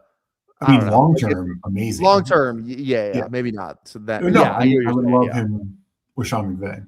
I would click him though a ton because I think it'd be like I think he would fall. Oh, like people like maybe he's like the second guy off the board. He goes middle first, and people are like, oh, it's like the Igbuka thing. Even though Igbuka went a little bit later, but it's like, oh, they got Evans there, you got Godwin there. I think he'd end up being a value. I think he'd fall a little bit, and then you could get him later. And at that point, you just bet on the talent. So, yeah, no, I don't disagree there. Do you think Mike Evans is back in Tampa? Because he's kind of like the domino where it's like Igbuka should not go this high if Evans is back, but it doesn't feel like he's going to be back. I think he is. I think it's like, probably less than 5% retirement for Evans. I would probably, say like 65% back in Tampa. Yeah. 25% leave via free agency, and then the rest retirement. But it didn't seem like he wanted to retire. I've seen different Bucs beat reporters say different things, but it sounds like they're going to give him a little bit of time to figure it out. And I think they want him back. I think him and Baker are pretty close. And it seems like him and Todd Bowles is as well. And, he's already won a ring, so I don't know if he's ring chasing like some other guys, like a Devontae Adams, I think wanted to move on for a number of reasons, wasn't going to get paid in Green Bay, et cetera. But that's why he went to the Rams, like when he was a free agent this last time. So, yeah, I mean, long term is worse because Stafford won't be around that long. I trust McVay and Les Snead, who both just got extended today, to figure it out. I think they figure it out. I mean, they're going to make a move for a quarterback. I feel like if Ty Simpson's going to get drafted in the first round, I pray to God he goes to the Rams, gets to sit on it for a year, learn from Stafford, kind of take in this whole offense, and then we see what he's got. Because I think he's got he's kind of like the comp is kind of like I feel like a little bit like a little Baker-ish kind of thing where like he just kind of knows where to go with the ball. Like not going to wow you with his arm, not going to wow you with his athleticism, but his thing is kind of like he kind of overachieved considering how many starts. The problem is he has no starts. He needs to. This guy cannot play this year. If Ty Simpson plays this year, like more than garbage time, 3 games, like it's not going to be good. Yeah. So who do you want here? Caleb is the obvious choice, just because we also Burrow. Either one. I'm fine. I'm fine going Caleb. And hope that one of these guys don't go 2 quarterbacks. Let's go Caleb. Yeah. All right, let's go Caleb. Yeah, I'm fine with that. Because I don't think there's anybody here where I'm like, I need that guy. Yeah. I don't know what to do here because then like I've been clicking Ramondre. Did you see Ramondre? You see what Ian Hartitz posted on Twitter today? It was like No, I missed that. Ramondre had the number one, like per next gen stats, like the number one rushing yards over expected and receiving yards over expected. Both number one in both categories for a running back. Wow, that's Yeah. did not expect that. Crazy. So no, I'm not in on Fannin here. I don't like Fannin here. Yeah. What you were saying about Ty Simpson, I agree. Like, I think he's going to be like a Michael Penix, play the last couple games of the year. He's not going to be like Dart or May playing the majority of the year. And he's definitely not going to be like a Cam Ward, starting day one. Like, that's just, if that happens, that's terrible for him. All right. Who are you looking at? We got Jerry Rice, Parker Washington. The running backs here suck. I'm not in on Monungai or Tuden at this price. I think it's a little rich for me. Yeah. Oh, Pierce. I kind of like Pierce, or Pearsall. I like Pierce or Pearsall. Let's go, Ricky. Okay. Yeah. I hate that this guy can't stay healthy, but when he is healthy, he's the man. Exactly. And if Jawan is gone, plus the Kittle injury already, like there's a world where he's going in the 4th round in like a month after free agency.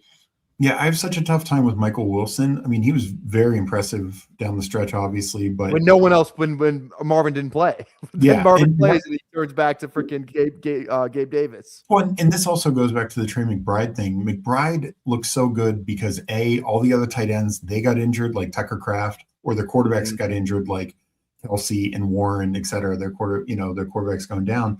So change the gap, but also Kyler got hurt, so the quarterback wasn't running anymore. The defense was awful, so Brissett's thrown 50 times a game. Connor and Benson got hurt, so they have 0 running game. All they can do is throw the ball. And then Harrison gets hurt. So, yeah. Yeah. That's what I'm saying about McBride. Like, I think I've only clicked him once when he fell. I think he was on a tower team where the other guys made me. But it's like I just feel like he was in the perfect fantasy situation last year. Yeah, can the team be better? You get Kubiak, not Kubiak, excuse me, McVay.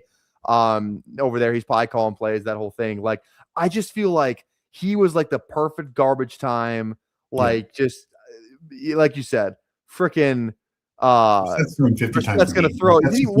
He set the record for most attempts in a game, didn't he? Yeah. It was like 70 something or some crazy shit. Something crazy. 68 or something like that. Yeah, it was ridiculous. Fucking nuts. So like, I'm just not quite there. McBride's good. I feel like him and like it's like the Bowers thing all over again. It's like, it feels like a lot of projecting, and it's like if anything goes wrong, like he gets hurt for 2 games, and it's like, oh, now it's like you need him to have like the best season of his career to pay off that price. That's what I mean. Like every other like elite tight end last year got injured. Laporta, Bowers, Kittle, and then like Kraft, who was crushing it. Then other tight ends, their quarterback go down. It's just like. That created this massive gap between McBride and everyone else, and it's just probably not going to happen again. Yeah, I'm with you. All right, let's start looking at it. Also, Denzel Boston. You like Denzel Boston? I do. I love him. I like him a lot. I think he is a clear-cut first rounder. That's the thing. Is like he's the last clear-cut guy, but there's a big gap between him and the other first rounders, which makes it. I have a lot lot of Denzel Boston. He falls too. He falls like you see him fall like 10 picks, and you're like, okay, I'll take Denzel Boston 10 picks after. Sounds good to me. I'll take him at 90. Oh, Price went. I was hoping Price would come back to us. Yeah, god damn it, he's rising. I think he's rising a little bit. Yeah, like I said, I don't see him fall ever, and even in like off stream drafts, I don't see him fall. I don't love Diggs, but if he falls 13 picks, I could be convinced he goes there.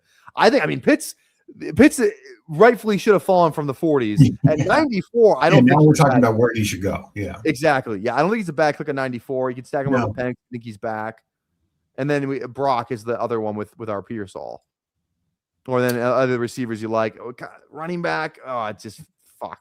Monungai maybe. I don't know, and it stacks up too. I'm fine taking the falling Pitts. I'm in on Pitts. I think we got. And then I think we can push Purdy. Kramer has 2 quarterbacks. I think we're good there. Let's go Pitts. Yeah. The running back and quarterback are kind of the ones you have to get. Yeah, I feel fine getting receivers later. Surprisingly. Yeah, what I will say in that area, I do like Xavier Worthy because I think he's mispriced. Even if Kelsey's back, hopefully Kelsey doesn't injure him on the second play of the year. And Rice is already in legal trouble again. Like we just have no idea. So I haven't clicked Rice once. I can't. yeah, it's I too think expensive. it's like the guy who has a history is now in legal trouble or potentially in Yeah. legal trouble, and with the domestic abuse stuff, that you don't need to be convicted. It's not the same as like Yep. the traffic stuff. It's like When they'll also defend him because he's Also, if you remember the reports that came out last summer was the NFL wanted to go up to 10 games last year and they settled on 6. Like they're not going to cut him any slack. Exactly. I'm not taking him once and it's like worst case scenario, I take him where he's already going. Yeah. Like if we get some more clear, I'm not touching him until like whatever. I don't mind having absolute zero if it gets to that because there's too many good clicks in that range. All right, let's go. You go with Brock? Yeah. Let's go Brock. I was worried Brock was going to be go higher in drafts. I love Brock.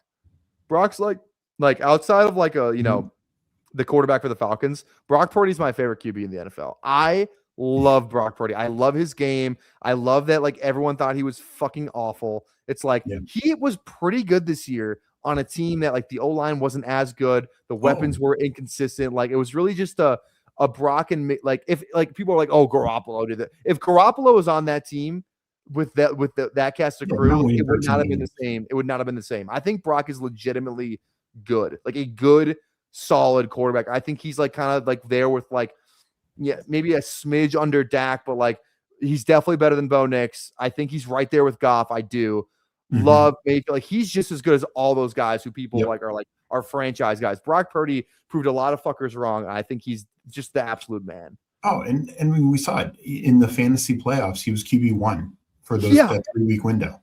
And he runs. Like people don't realize how much he runs. I think they do now because freaking everyone watched him. Sam Sherman, he had 2 rushing touchdowns in that last game. But like I always knew he ran. Like he runs a little bit, and he's pretty. Like it's not even like I don't want to use the classic like he's deceptively fast. He's a better athlete than you think. Like he can legit like he's I think he's a better athlete than Baker. And Baker's like Baker runs all that stuff. Like Brock and Scoot. Yeah, no, I think he's very comparable to Baker in a lot of ways. Like little undersized, can run a bit, but just absolute gamer. Like when the light clicks, like I want him on my team. Absolutely. 100%. All right, guys. Hey, if you're watching right now, make sure you go down there, drop a like on the live stream, por favor. Drop a sub as well. 3,000 subs for a 24-hour live stream if we get there before week 1 of the NFL season. Make sure you go sub to FanSpeak as well. Link for their channel is in the description. You guys are going live later tonight, right? Or like 8 or something? 9 my time, 8 your time. So. So 30 minutes. This actually work out perfect. So after this, you can go over to FanSpeak. Are you guys doing big board? What are you guys doing? Yeah, I'm just going to be doing the stream. I'll be doing a couple big board drafts. Nice. So go sub to them. Go check that out. It should be right after the stream. It feels like a slower draft too, which I always appreciate. I kind of like when it's like a little bit more chill and I don't have to, have to be like, especially when we're like doing the Toxic Tower and it's 20-second clock and there's 3 of us like bitching about 3 different players. Like, God damn it. I also love Jennings Price. I like it a lot. Let me just do a quick scroll. Yeah, he's already gone. I know exactly where he goes. Emmett Johnson's already gone. Yeah, who took him? He's fucking. Who was it? Where did he go? Is he gone? Here? No, I don't think he's gone. Oh shit! Did I just spoil? I thought I just looked down here and I didn't see his name. Oh, he is there. Fuck. I shouldn't have said anything. And we got 3 guys right now. Okay, exactly. God damn it! Travioli's the one who takes every draft I'm in. Travioli takes Emmett Johnson. I promise you, he's going to take Emmett Johnson right now. He's going to take Emmett Johnson. It's a lock. He only has 3 receivers though, which could save us. He's gonna. Oh, he goes Coker. I'm gonna go Emmett here. Let's go Emmett. 100%. Yeah. In the 10th, 10, 11 turn, I don't even want to risk. Let's go Emmett here. No. I gotta have a clip for him. I need to get a clip made for him because I take him that much. God, this went so well. I love the way this ended up. This ended up right here. No, I like the start of this team a lot. I do as well. Okay, next click here though. I don't know what to do with JCM. You're the commies guy. I'm out on him at this price. Out. Okay, we're out on JCM. That's fine with me. I don't click a ton of him. Receiver. I kind of like Debo as a free agent. I like Debo. I like Higgins, and the other one would be Concepcion right here. Okay, yeah, KC too. Yeah, I like that. I like that as well. But I like Debo. I think he's like we were just talking Jennings. Like he's going to go somewhere. He's going to be a number 2. He's going to produce. Yeah. He could get hurt though. He stayed healthy this year though, which is good for him. Yeah, he only missed one game, I think. But Yeah. Is it? You want to go Debo? let's go Debo. Let's do it. I'm in. I haven't clicked a ton of KC though. Okay, We don't have I'm any good rookie with that. receivers yet. You want to go KC? Yeah. I want more of him. I was so locked in early. I totally forgot, and I knew it because I was doing the rankings thing with Cody. When we were doing before the big board dropped, like when the rankings were out, but the draft hadn't dropped yet. KC was undrafted. He was Yeah. going undrafted. Him I and totally Singleton. forgot about that Sure. because I kept clicking Singleton and all these other fucking guys, and I totally forgot that KC was one of the guys I should have been clicking, and I'm still mad about that. Now he goes in the 11th. Yeah, but I think this is a good spot because he It's a good also spot. First round guy, probably probably. is a first round guy, if not Yeah. early second. Uh-huh. And he goes 30 picks past 40 picks past Boston and 60 picks past Lemon. I mean, Yeah. I think he's really, really fun guy. Yeah, I agree. And we don't. It's not a team of mine unless it has a shit ton of rookies on it. So, like, yeah, I mean, yeah, I have my exposures right here. It's all fucking. It's Likely, and then Penix, and then I think JJ's kind of right there as well. But it's only selected. I don't draft every rookie. I just draft a lot of the same rookies. Yeah. Because I haven't drafted a single share of Claiborne. I don't draft Tyson really. I try to take because I do like him, but I just end up clicking Lemon in that range anyway. So it just kind of depends. And I don't click Sadiq. I think I clicked him once. So it depends on the rookie. But I don't think I've taken Mendoza either yet. I've taken Mendoza because my thing is he's guaranteed full starter. And I think it's going to be better than Cam Ward's situation. He's got Ballard, he's got Penty, he's got Trey Tucker. I think now we know his coach, Kubiak, way better than what Ward had. So I think he's fine. I mean, in the 140-ish range. What I will say is I think when we start seeing all the other landing spots of quarterbacks, like whether it's Rodgers comes back or Cousins or whoever, then I think Mendoza will actually fall a little bit. But right now, because there's only like 22 guys where we have some semblance of confidence where they're going to be, because we're taking Malik Willis completely blind, and I'm fine doing that. But it's 100%. But I want to know where he goes. It's going to depend on his value. Yeah, I'm the exact opposite. I'm clearly Boston 4th and then Concepcion 5th. Yeah, but I think it's kind of close. Yeah, he had 7 drops this year, which wasn't great. 10% drop rate. But the yards per out run, the contested catch stuff is great. He's really good against man coverage, which is awesome. Super explosive guy. Yeah, I think he muffed a punt in that semi game against Miami though. Yeah, and he almost muffed 2. He muffed one for sure, and then he fucked around and almost muffed it, like the another one too. I remember. Okay, any stacks here? Not really. Ugh, I have no idea what to do with Travis. Ayuk, I don't think I can take with a healthy conscience. Tyreek, the same thing. What are you thinking here? I actually kind of like Surratt. I'd be fine going K-Tron. I'm a big Surratt fan. So I was a big Surratt guy too. Want to go Surratt? Yes. Yeah. He falls though. I will say he falls. He does fall. Running back. Should we go Connor or K-Tron? Go K-Tron. Let's keep up the rookie thing. Let's do it. Okay. Yeah, because Surratt does fall. Yeah, that's true. Cody didn't like Surratt. I watched Surratt nice because he's not the biggest, he's not the fastest. But he's a technician. He's a receiver technician. He's like so Keenan. NFL ready. Yeah. He's like a Keenan guy. Like that's his play style. Like he's smart as shit, knows where to be. He does make some good catches too. Like he's just like all around a well-rounded receiver. I think that's why people don't like him because he's not this big. He's not twitchy or anything. But I think an NFL team's gonna love that. Like if that guy goes to like the fucking like a scheme like the Packers or the Niners or talk about another guy who could be in the McVay tree, like 100%. Yeah, like he's like a Puka or a Cooper Kupp, just total technician. 100%. I agree. Okay. Yeah, we're not really. I don't mind receiver, QB.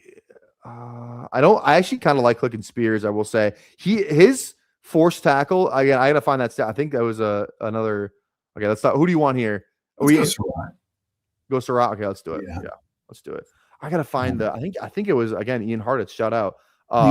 The other thing with Surratt that I like, another guy who followed Signetti from JMU, but 3 straight years he has had over like 800 yards and 8+ touchdowns, and that's with 3 different quarterbacks. So he quickly finds a rhythm with his quarterback. Last 2 years in the Big Ten, obviously with Indiana being one of the best teams in the country these last 2 years. So I think he's an impressive guy. And he's probably never going to be, he's not going to be a team's wide receiver 1, but he's going to be a good 2 or 3. Yeah, 100%. I'm trying to find this Tajay Spears stat. Here it is. Oh, this is who posted it. I like this guy. Do you know that franchise guy on YouTube? He puts out some good stuff. Yeah. Here's the stat. Tajay Spears quietly tied Bijan Robinson for the most missed tackles forced after the catch in 2025. 26 missed tackles. He had just 45. Bijan had 79. He had more missed tackles forced than Jameer, Bijan, and Christian McCaffrey, all who had 77 plus catches. Like Tajay after the catch is like wow. I think he's got some juice. I think toward the end I could just totally see again new coaching staff, but I think talent wins out. And I do think he's a talented running back too, and especially as a weapon. I actually like the Ward Dayball thing. I think I like the O line. I like Ward over Mendoza only because Ward I think he's got a better O line. We'll see what the Raiders do. But they have a bunch of first round guys on there, but they're kind of ass, which is weird. They have 3 first round guys on there in the last, I think, 3 years, because it was maybe it's 2. It's Skoronski and Latham, both first round guys. The last couple of years for them, and they signed some guys too. I thought that line was more, So, and I don't know. A couple of years ago. Yeah, so I hope they figure it out, because I like Tajay, and I think I feel like he's just he's such a boring name because he's just kind of always around, but he has his spike weeks even on those bad teams. So yeah, I like his price. I still wonder if they just stick with Pollard, just because he's still pretty productive as well. I could have swore you said you didn't like Surratt. I could have swore those words. I'm gonna have to watch that back. I could have swore you said you didn't like it. I take it back if that's what you're claiming you said. So that's my bad, Cody. I won't slander you. Okay, if Hunter falls back, we got to click him. That's when I start to get interested. Yeah, it's just so tough because I have no idea what to do with Jacksonville because they got all 3 guys back. Yeah, Hunter, Parker, and Myers are all back. I know. I don't know. And Hunter's the guy only guy by my calculations, the only guy of those who can play defense more. Yeah. But he also might be the best of those receivers as well. Exactly. He broke out the week before he got hurt in practice. He broke out in London, came back, and then got hurt in practice. Killer. What do you think of Kyler? I don't hate it. I said I think Kyler is going to be starting somewhere. I think there's a chance it is in Arizona, and then they trade Brissett. But if not, he's going somewhere to start. I don't think he's going to be sitting somewhere. I think he runs enough where I'm almost just fine taking him. Yeah. We could probably push it one more round, and we could just maybe go Penix with our Pitts, and get some Mooney later if you're into that. I don't know. Anyone out here that's saying we could go Kyler? Anyone else that stand out? Not really. This is kind of a dead zone for I don't mind Sean Tucker. I think Rashard White's gone. We have White. We can go White. You like White or Tucker. I think we'll get one of those. Take Tucker. Okay. Let's go Tucker. Because I think Rashad White posted on Instagram he's gone. He's already posted that shit. He's gone. So it's Tucker's just got to avoid a free agent guy, but they already have Bucky, and then a draft guy, probably a day 2 draft pick. Yeah, so I don't think they invest heavily in the position. And he's a restricted free agent too. Yeah. Tucker. So I think they just roll Tucker as their short yardage goal line guy. And they like Tucker's good too. He played 7 touchdowns last year. Yeah, he's the man. Okay, I think we go QB next. I think we go Kyler or Penix. Yeah. Is your lean Kyle Pitts comes back, or do the Falcons? No, Pitts. Pitts back to I think he's back. I think they can franchise tag him for a year where they don't mind paying him a little bit more money for a year, maybe just to see it one more time. I know Stefanski loves his tight ends. I could totally see him falling in love with a guy like Pitts. I think he gets a lot. He's very well liked in that locker room too. I don't know. I think so. You want to go Penix or Murray? I say Murray. I just worry about I agree. Penix, the injury. Yeah, you're right. Yeah. I agree. I like the team we got so far. Let's break it down. We got Caleb, Brock Purdy, Kyler Murray, Jahmyr Gibbs, Quinshawn, Emmett Johnson, Katron Allen, Sean Tucker, George Pickens, T. Higgins, Luther Burden, Ricky Pearsall, Casey Concepcion, Elijah Surratt, and Kyle hits. Yeah. Good little mix of rookies and some olds. So No, I think we're getting good value on guys also. yeah, 100%. 100%. I'm a Kyler truther. I want him to be the Falcon. I want him to be the Falcons quarterback, but I'm still in on Penix. But like, I am so like, what the fuck did Kyler do to piss everybody off? Like, it's like there's this narrative that he just like is just a like he's not like look at like when he got hurt and didn't come back. Like his stats weren't that bad. He still had like a 2-to-1 TD to interception ratio. It's like people are talking about him like he's fucking Darnold type level bust or like a McCarthy or like that's like that's like Tyler's PR team's awful. I don't know who's running his PR, but he needs to fire somebody because he's a way better quarterback than like a lot of the guys who people just give up on. Yeah, I do think he's not a fit for Drew Petzing's scheme. No. Look at his Kingsbury years. I mean, he was top 3 one year, top 5 another year. Then he got hurt, and it's like he definitely needs to be in a certain type of scheme for sure, Yeah. And like there's nothing I don't know. Nothing wrong with that. I mean, nothing wrong with that at all. I agree. I will not give up on Kyler. I think he's too good. He's too talented. I love Kyler. So yeah. No, I'm fine at this kind of price range because just the upside, that he can provide, I think is worth it. Big Mike going in round 16. I was hoping Singleton would maybe fall back to us. Yeah. God. I used to take him in like round 14. I'm like, God, we're gonna win best. I'm gonna win the big board. I know. Well, literally the day you got injured, I took him earlier that day at 140. I was like, it's 30 picks ahead of ADP, but I love this guy. Oh. Exactly. I was like, this guy's going around 10 after the combine, after he blows up the combine. Instead he blew out his foot. All right. Any names that kind of like, are you in on Vidal at all? I am. I don't see. I mean, it is a new coaching staff, but I could just see them running it. He was the number 2.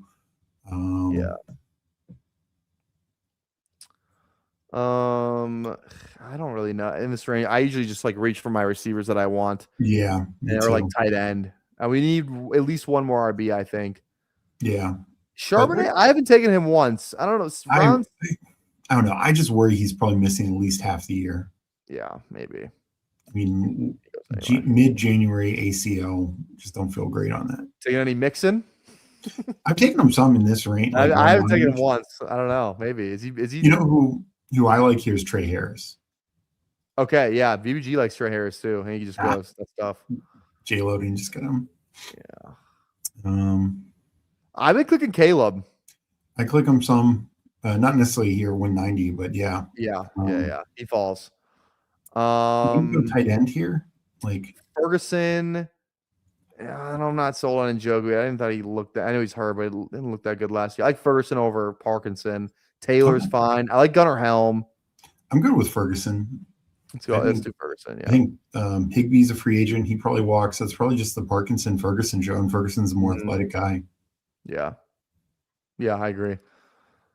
All right. This is the moment of truth here. What are your thoughts on Jeremy Bernard?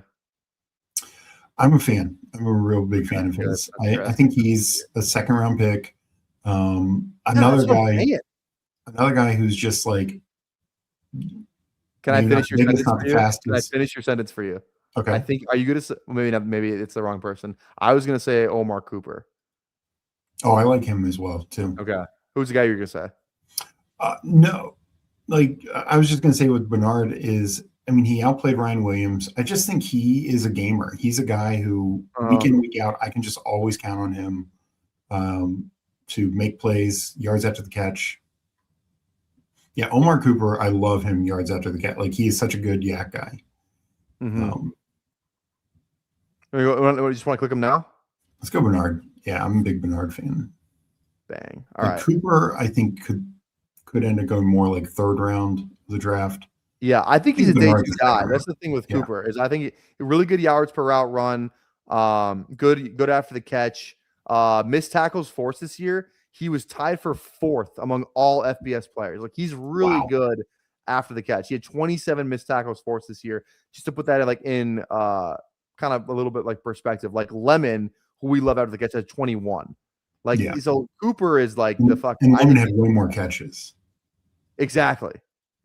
So I love Omar Cooper. I have like I gotta have. I think if I have 30 drafts, I think I have 10 teams with Jeremy Wow. and Omar Cooper on it. Like, but just like the combination of the two, I'd have to look it up, but I gotta have at least 10 of just both of them in round. Like, and you can like you can get these like I'm so happy Jeremy fell because he used to go so much higher, and I was like, fuck, I'm not gonna have as much as I want. Now he goes in around 17, 18, sometimes 19, and I'm like, Jesus Christ, Jeremy is my Harvey this year. I'm gonna have an absurd amount of Jeremy Bernard, an absurd amount. No, I like it. Knight is and also he's probably the first lieutenant. If I'm the general, he's first lieutenant of the Jeremy Bernard mafia. we're both getting indicted on that RICO case. Yeah, I'm fine with that. Yeah, so yeah, I love him. Yeah, he's not an analytical guy. He's not because he has a bad his yards per route run isn't great and his contested catch rate isn't great. But that's not really his game. Well, it's also last year he played with Jalen Milroe, quarterback. Ty Simpson was dealing. It was a ride for Ty Simpson this year. Yeah, it didn't start clean. Yeah, and like he was the best player on Alabama this year. Last 2 years, I mean, Ryan Williams was really good last year, but like Jeremy was very consistent. Like he's one of the okay, the contested catch rate isn't great, and then the yards per route run isn't great. But like I think some people think that offense was better than it really was. Like you said, as soon as they started blitzing, like they figured out and Alabama had no run game, zero fucking run game. I think they were like ranked like bottom 5 in the entire FBS, and it's fucking Alabama, and like they could not run the ball. Like that offense could have been way better, and Jeremy was just a really consistent part of that offense. He has 3 drops his entire college career, like a career like 1% drop rate or something crazy. I have a comp for Jeremy Bernard. Kind of Omar Cooper fits also. Pierre Garçon. I like that one. I kind of have like a DJ Moore thing, like a bigger guy, like big, like DJ Moore coming out of Maryland, like the Yak thing was a big thing for DJ Moore. I remember. So I think that's like his high end comp maybe is like a DJ Moore, kind of a bigger, like he's 6 foot, like 205, 210, not like one of these skinny guys, but Jeremy is the man. I think he's just unbelievable. Yeah. And he got on the field for Washington when it was fucking Rome, McMillan, and Polk. He was like in the college football playoff making plays. He had like 400 yards that year as a true sophomore who transferred in from Michigan State. Like he's been doing this for a little bit here. Even like getting on the field with those guys is pretty impressive. No, I agree. And then, like you said, these last 2 years in the SEC, he showed extremely well.